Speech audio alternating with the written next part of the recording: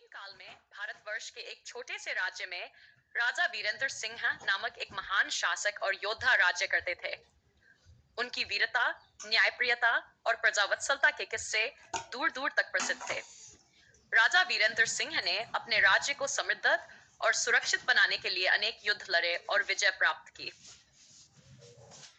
प्रारंभिक जीवन और राज्याभिषेक राजा वीरेंद्र सिंह का जन्म एक राजवंश में हुआ था, जहां उन्हें बचपन से ही शस्त्र विद्या, राजनीति और धर्म की शिक्षा दी गई थी। उनके पिता महाराज धर्मपाल सिंह एक न्यायप्रिय और प्रजावत्सल शासक थे, जिनसे वीरेंद्र सिंह ने शासन की बारीकियां सीखी।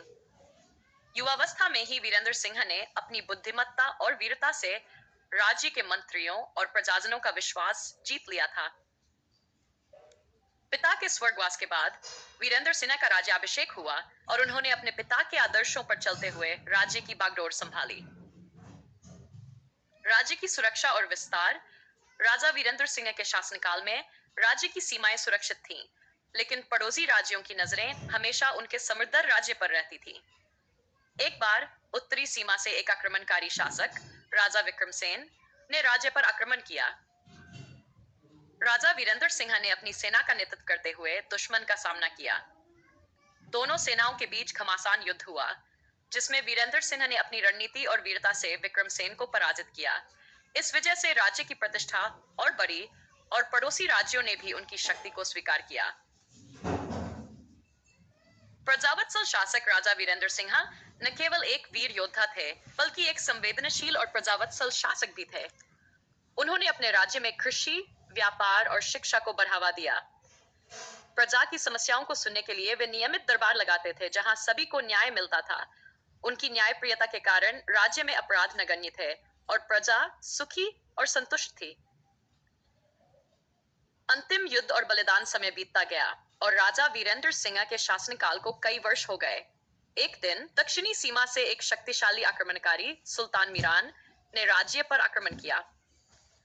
सुल्तान मीरान की सेना विशाल और सुसज्जित थी, लेकिन राजा वीरेंद्र सिंह ने हिम्मत नहीं हारी। उन्होंने अपनी सेना को संगठित किया और स्वयं मोर्चा संभाला। युद्ध के दौरान वीरेंद्र सिंह ने अद्वितीय वीरता का प्रदर्शन किया, लेकिन दुर्भाग्यवश वे गंभीर रूप से घायल हो गए। अपनी अंतिम सांस लेते हुए उन्होंने अपने सेनापतियों को राज्य और प्रजा की रक्षा का आदेश दिया और वीरगति को प्राप्त हुए। बलिदान के बाद की घटनाएं। राजा वीरेंद्र सिंह के बलिदान के बाद राज्य में शोक की लहर दौड़ गई। प्रजा अपने प्रिय राजा को खोकर दुखी थी, लेकिन उन्होंने हिम्मत नहीं हारी। राजा के सेनापतियों और मंत्रियों ने मिलकर सुल्तान मीरान की सेना का सामना किया और अंततः उन्हें पराजित किया। राजा वीरेंद्र सिंह के बलिदान ने प्रजा में एकता और साहस का संचार किया, जिससे वे दुश्मन का मुकाबला कर सके। राजा का आत्मा की रक्षा।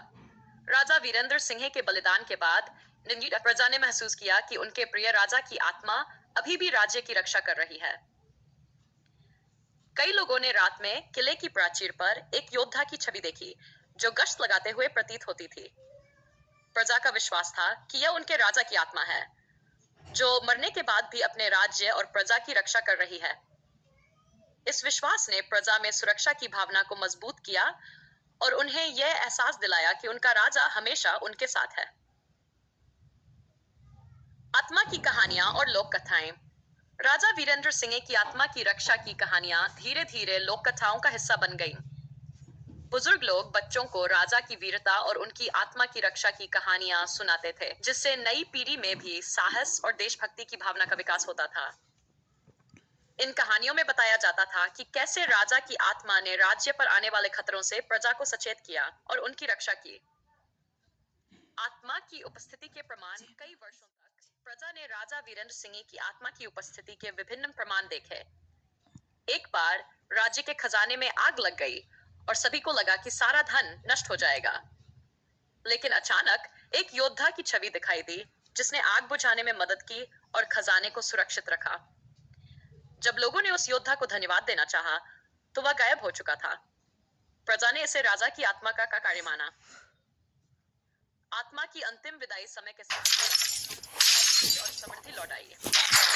राजा वीरेंद्र सिंह की आत्मा की कहानियां सुनाई जाती रहीं, लेकिन धीरे धीरे उनकी आत्मा की उपस्थिति के प्रमाण कम होने लगे।